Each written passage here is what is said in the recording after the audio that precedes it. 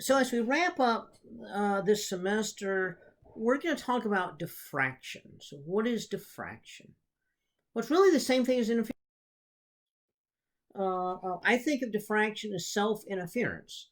So you can imagine that you've got a single slit.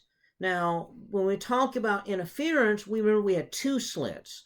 So we had two slits, and we had said that light traveling here, we have a bright spot in the center because light would travel the same distance, from both slits. Light traveling up to here somewhere travels this extra distance. The extra distance, the extra distance traveled right here is going to be the delta x is d sine theta, and so that's our extra distance right there.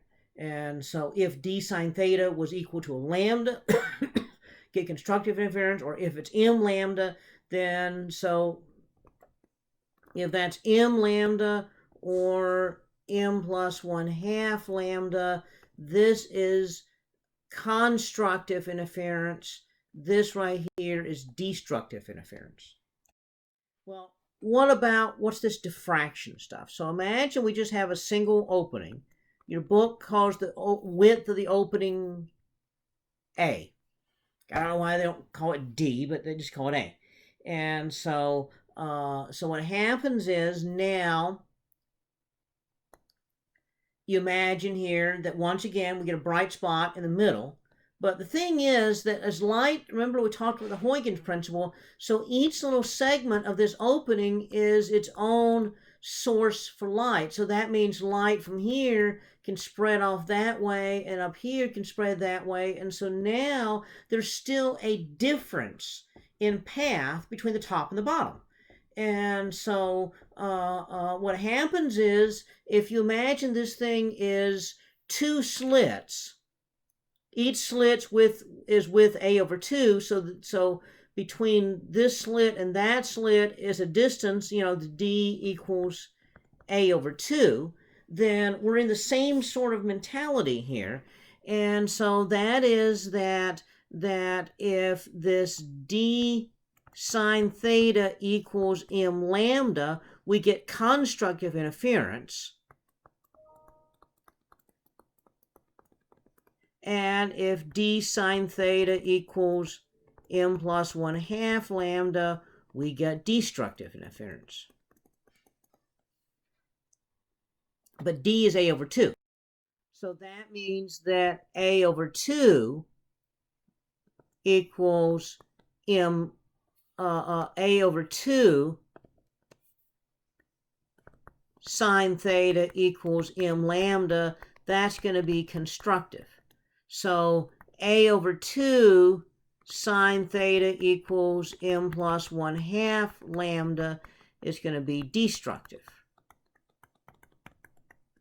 Okay, so let's look at the destructive interference for just a second. Okay, so we have this single slit. It's going to have a bright spot here, and the bright spot is going to expand outwards until you get to the first destructive interference. So the question is, what's the angle to that first destructive interference? That tells you how wide that central bright spot is. Well, the very first one would be if m equals 0. So a over 2 sine theta equals 0, 1 plus 1/2 lambda. Or in other words, a sine theta equals lambda. So this is going to be your first minimum. Well, the second minimum is going to be a sine theta equals 2 lambda. So that's going to be your second minimum. So we can now say that a sine theta equals m lambda, where m is an integer.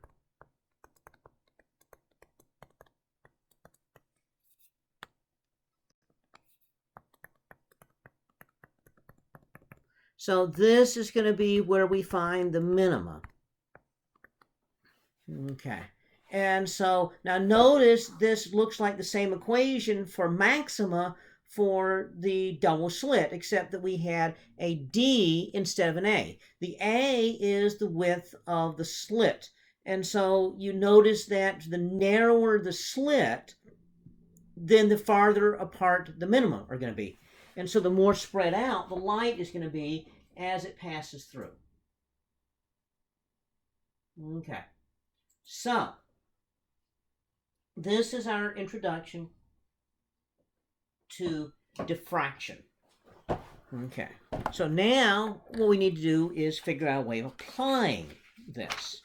So that's going to be our next step.